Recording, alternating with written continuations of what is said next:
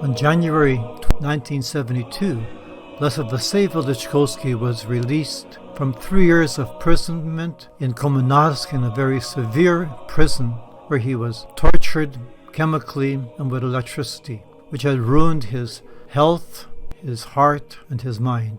He was released from prison and was brought to Kiev, where Sister Anna and Sister Justina had a chance to go and to meet him.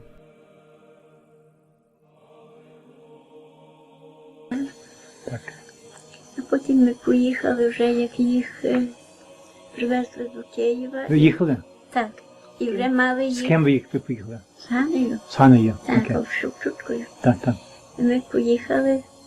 Аня те, що наготовила на передачу, взяла убрані, все.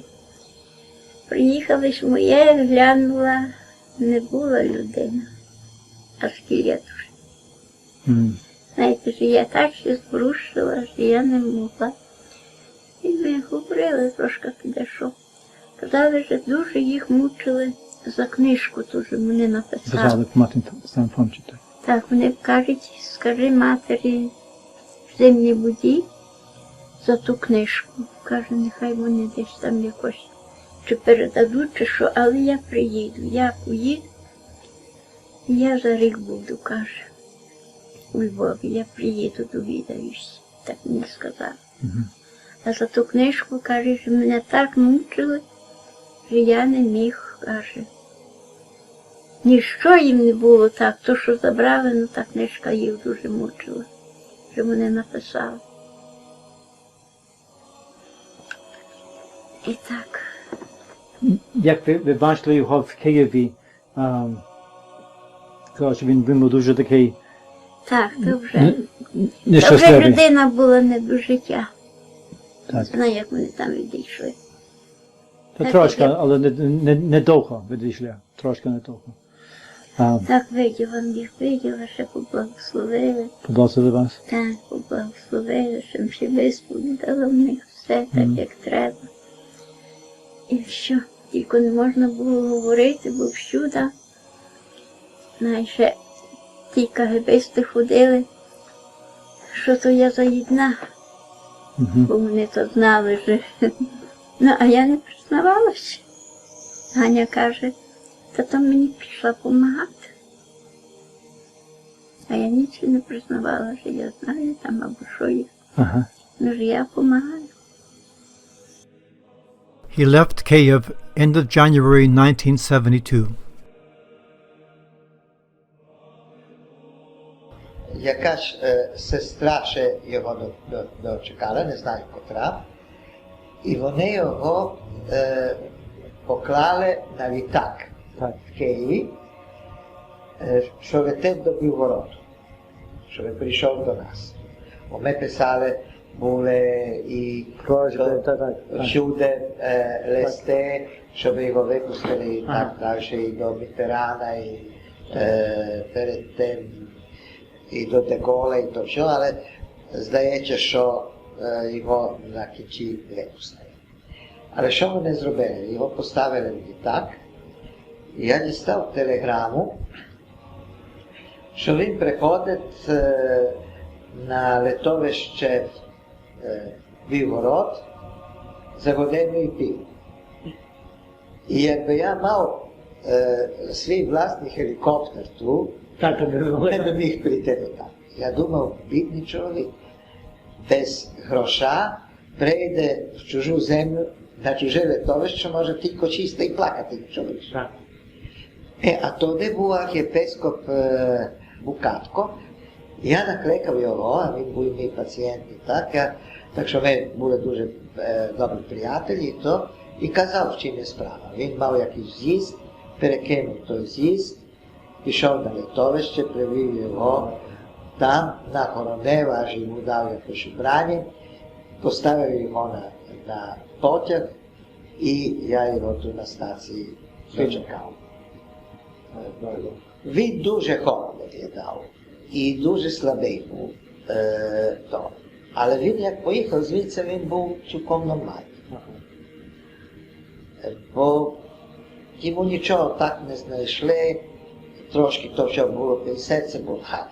Вже так, як чоловік би очікував від нього, щоб в тих роках, як то треба було. Здається, що йому погіршилося в Канаді. Це для того, я кажу, що така, може то параноя, не хочу казати, така думка, що вони йому щось поставили імплантат якийсь, щоб за рік-два помер.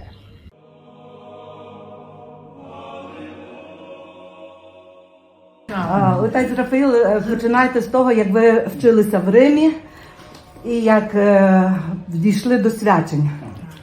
Ну, я в Римі опинився прямо тому, що тоді була мала семінарія.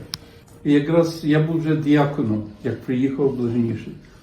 Це була несподіванка, нам ніхто ніколи не казав, що він приїде. Тільки ми, як приїхали зі школи одного дня, він є. І так ми познайомилися з C.Ss.R. Вelychkovskym. Він був знищений. Його спрепарували всякими медицинами. Рука дуже тряслася. Він забував речі. Ми з ним правили літургію, він кожного дня. Ми з ним правили. Та я був діаконом при ньому. То він раз навіть не пам'ятав, в яких частинах він був. Але це була медична препарація. Ну і там десь тоді, десь він 2 місяці так в нас був, а тоді випали мої свячення, але блажніший мені нічого не казав. Я тільки на свячення довідався, що я буду мати 2 святителів. І так я мав блажнішого і плюс C.Ss.R. Вelychkovskого. І від нього я маю ще автограф. Бо в моєму служебнику там записано.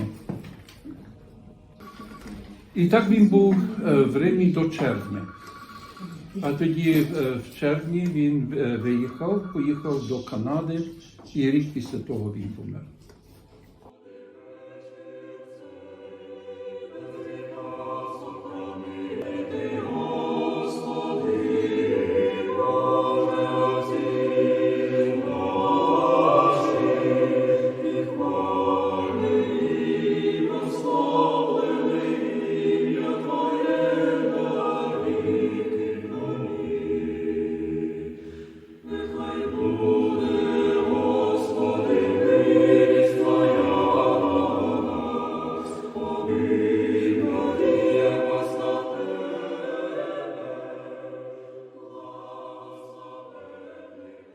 Bishop Vasyl was in Winnipeg.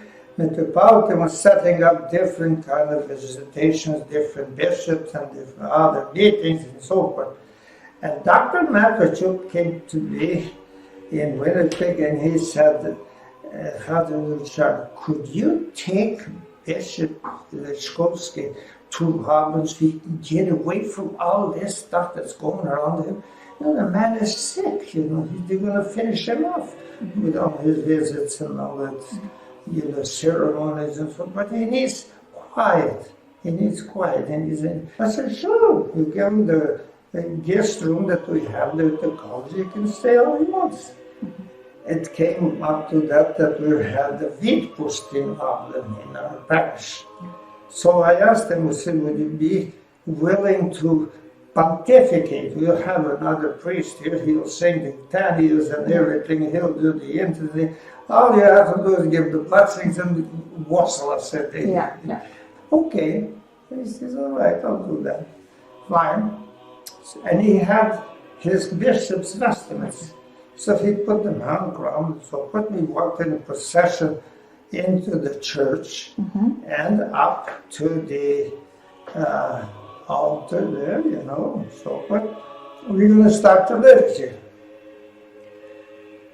So he's there standing in front of the altar. The book is on the liturgicon is on the altar. Silence in church. He's standing. So I said, well, there's something wrong here. So I went up to him and I said, Vladeko, take the gospel book, make the sign of the cross and start saying it. Благословенное царство. Yeah? I said, yeah. And he takes the book. Благословенное царство, царь, Сына и Святого Духа, написано, веки, веки, аминь. He turns to me and says, Father, you tell me everything what I have to do. See how he's damaged? Yeah. What do I have to say? He said, tell me everything that I have to do and say. I said, okay, I'll be down. He says, thank you. And I thought to myself, here is an intelligent individual completely lost. And so it was so sad. It was sad. Yeah.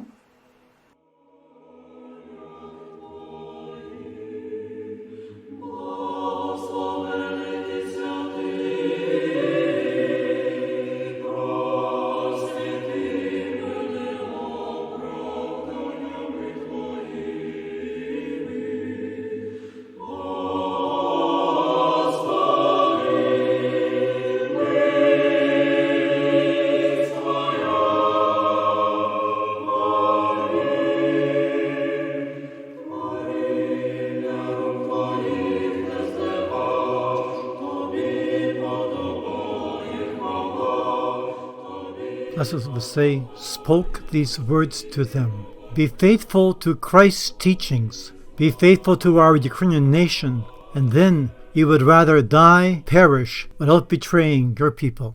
He had to travel from Winnipeg to Edmonton, and then Edmonton, Bishop Vasyl was supposed to meet him Yeah. and fly with him to Vancouver. Okay. Now, Metropolitan felt that he doesn't know any English and he's in a strange country, and he was always kind of afraid that the communists are going to finish him off someplace. He was really afraid about his life. Yeah. And so Metropolitan phoned me to Roblin and told me, that I would escort him from Winnipeg to Edmonton. Edmonton, Bishop Vasyl was going to escort him to Vancouver, and I was free to go home. And Metropolitan had tickets for me and him. Next day we got on the plane and we traveled to Edmonton. And one of the first things he asked me, is it safe here? I said, yeah, it's safe. He said, there's nothing to be afraid of. Good. So after we were traveling, the stewardess gave us something to eat, and so forth. And he asked me, he says, is it safe to eat here? I said, yeah. I said, I'll eat and so forth. But during the flight, we were talking. And among other things, we were talking a little bit politics. And he was telling me, what the situation is like in Ukraine under the communists. And as far as he was concerned, it was the devil's work. And I said, well, can't we make some kind of deal? He says, you don't make deals with the devil. And point blank. He says, no way. They'll always mistreat you, they will always betray you. No. He says, we have to clear that, devil's work. That's what he said. The communists, atheistic, they're teaching people there is no God. No, out. So he was quite determined that he should get rid of the communist system. The communists, as you remember, he was mistreated. And they used to put wires into his brain, record what kind of a person he was. They're doing all kind of experiments with him, and he was, poor man was, you know, he was kind of, he was damaged intellectually, mentally, and emotionally too, because he would be talking, and the next thing he's crying.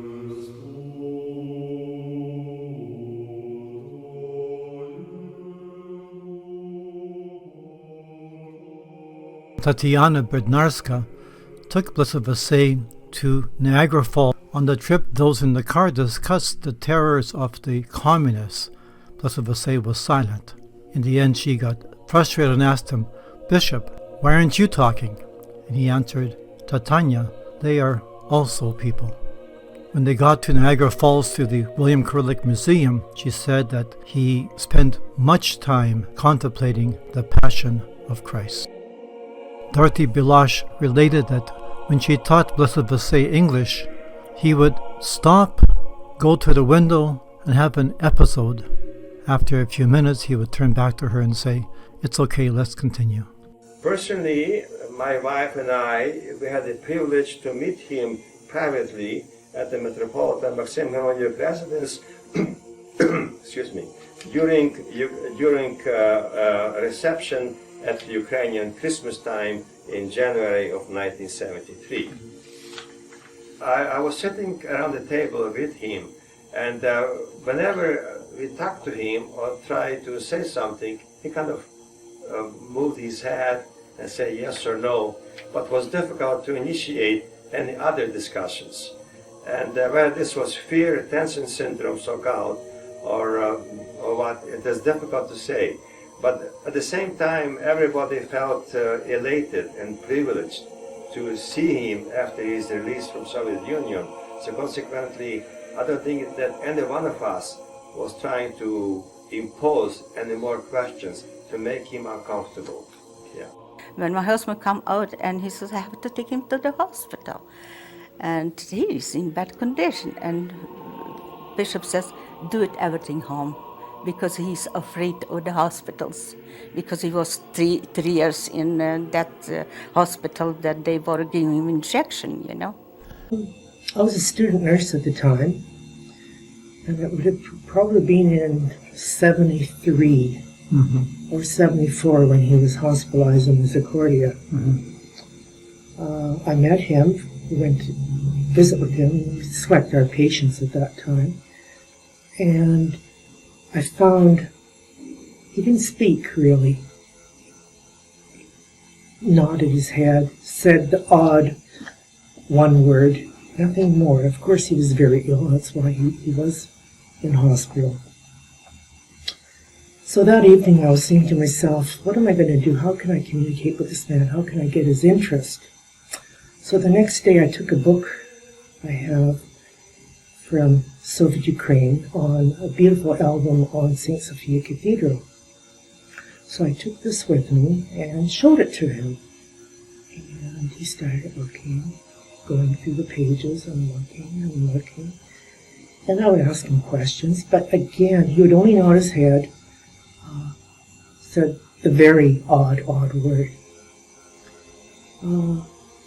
So it really didn't work too much for communicating, but I thought at least it was a bridge to get to know him. Well, this was first thing in the morning, so I went and ran his bath, and while I was doing that, he left the ward. He left the ward and went down the stairway. He was trying to escape. And it was a very hard time to get him to come back up, let alone go up those stairs, because he was very weak. Just to climb the stairs once again was very hard on him. But much persuading. It must have been 20 minutes, half an hour talking to him. In my very broken Ukrainian, I mean, he understood me really well, but, it's not a great Ukrainian. So finally I got him back to his room, and he washed. And later in that day I was talking to his physician, was Dr. Matwichuk. So Dr. Matwichuk went and spoke to him, and he found out the bishop thought that because I had this book from Soviet Ukraine, he thought perhaps I was KGB, and he was terrified of having anything to do with me. So as soon as my back was turned, the poor man left and tried to escape the hospital. Did he ever regain his trust in you, or that never happened to him? We don't know. He did after Dr. Matrachuk explained to him what I was there for and what I was doing. But again, his medical condition was so poor at this time. He was confused. The chest X-ray taken on February 7, 1973 revealed enlarged heart, the same way as clinical examination. X-ray of the skull or of the head, done on the same date also, showed calcification of intracranial vessels or deposits of calcium within the intracranial vessels in the skull, and primarily on the base of the skull or on the base of the head. Examination of the nervous system, however, revealed abnormal reflexes in the lower extremities, and this is very important. This examination revealed abnormal tracing records from his brain, which could possibly be the results of intracranial toxic condition, meaning that there was some administration of toxic material into his system that created damage of his brain. But this has a long-standing effect on the brain functions, and the deterioration of brain functions following these toxic elements does not occur immediately. It takes time. And in his particular case, it took time from 1969, 72 to 1973, almost more than a year. Yeah. But when comes woman, always put the injection in the mattress. And when was man, always put to his hand, you know. And then once I just asked the nurse, she was always polite to him and nice to him, one of them. And he says, those injection is to kill me, right? And she looks like that. Common practice in Soviet jails, yeah.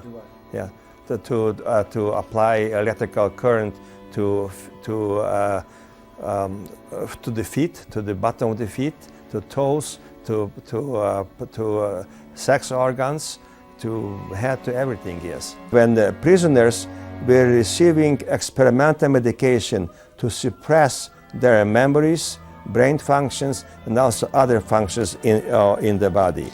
And I also mentioned that this is against Nuremberg recommendations, that experimental medication of this sort should be never used on prisoners. This is the reason why Eichmann was executed, because he was doing this in Auschwitz.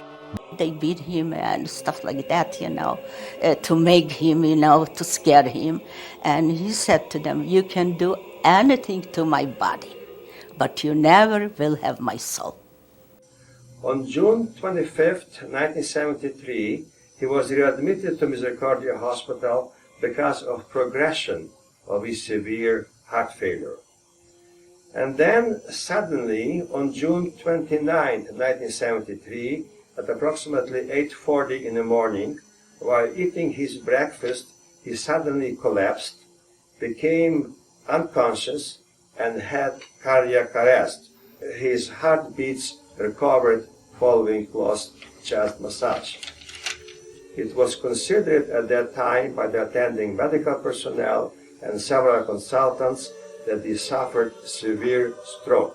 He received all appropriate medication, but without any response and without any positive effect.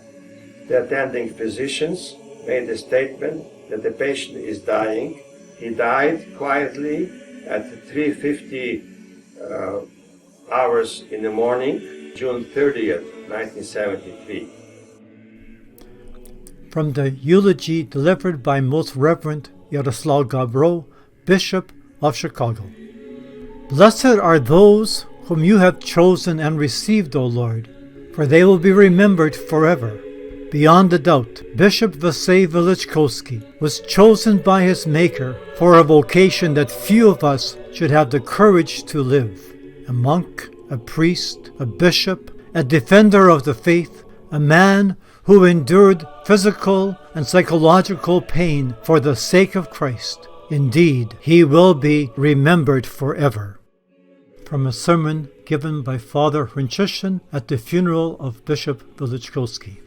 Now indeed, we will be planting in the earth such a seed soaked and generated by the blood of martyrdom, in the young, fresh, and fertile soil of Canada. And we have a full and confident hope that it will here bear bountiful harvest, a spiritual harvest, a higher harvest, a divine harvest, a harvest of eternal life, because whoever loves his life will lose it. Whoever, on the other hand, disdains his own life in this world will safeguard it and will live forever.